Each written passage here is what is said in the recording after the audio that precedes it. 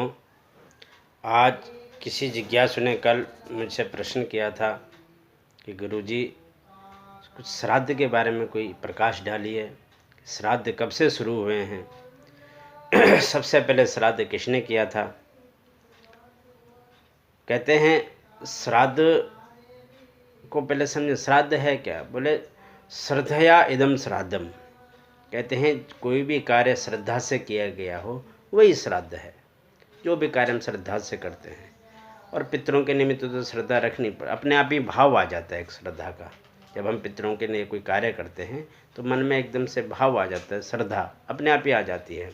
तो वैसे तो श्राद्ध जो है भाद्रपद मास के पूर्णिमा से और आश्विन मास के अमावस तक होते हैं 16 श्राद्ध।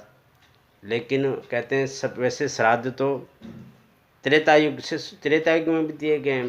कहते हैं भरत ही के ने 10 गात्र विधाना, भरत जी ने भी 10 गात्र किए थे पिताजी के लिए, दशरथ जी के लिए। राम जी ने भी जटायु के लिए पिंडदान किया था, यानी श्राद्ध तो तब भी था।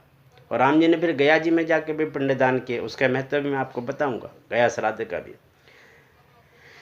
तो कहते हैं वैसे तो नित्य श्राद्ध देना चाहिए, रोज पूर्ण विधि से न दी जाए, लेकिन पितरों की अगर प्रसन्नता के लिए, अगर हमारे पितृ प्रसन्न हैं, पितरों की प्रसन्नता के लिए श्राद्ध। कई लोग सोचते हैं कि हम ये जल दे रहे हैं, कौन से हमारे पितरों को मिल रहा है।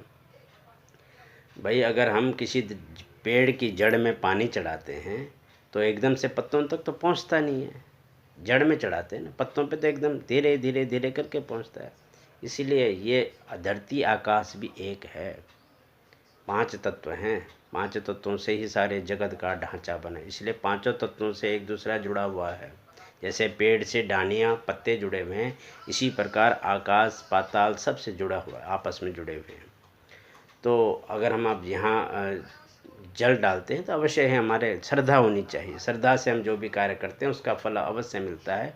इस तरफ नहीं जाना चाहता मैं ज़्यादा, लेकिन कहते हैं एकैकस्य तिलैर्मिश्री त्रीन त्रीन दद्यः जलांजलिन और यावत जीवकृतम पापम तत्क्षणादेव नश्यति। कहते हैं अर्थात जो अपने पितरों को तिल निर्मित तिल मिश्रित जल की 3-3 अंजलियाँ प्रातःकाल रोज नित्य, दोनों पक्षों का, 3 पक्ष पिता के 3 पक्ष माता के, दोनों पक्षों का 3-3 अंजलियाँ भी देते हैं। तो कहते हैं जिस दिन से हमने वो जल दिया और जब से हमारा जन्म हुआ है तब से तर्पण वाले दिन तक के सारे पाप नष्ट हो जाते हैं, यानी कि पितरों की कृपा बन जाती है।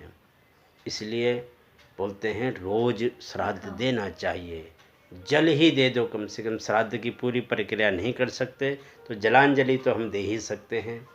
अब अगली वीडियो में मैं आपको बताऊंगा कि कहाँ से 16 श्राद्ध हमारे शुरू हुए हैं, किसने पहले 16 श्राद्ध के। श्राद्ध तो पहले भी थे त्रेतायुग में, लेकिन बाद में 16 श्राद्ध कहाँ से शुरू हुए हैं ये मैं अगली वीडियो में बताऊंगा। ओम नमो नारायण।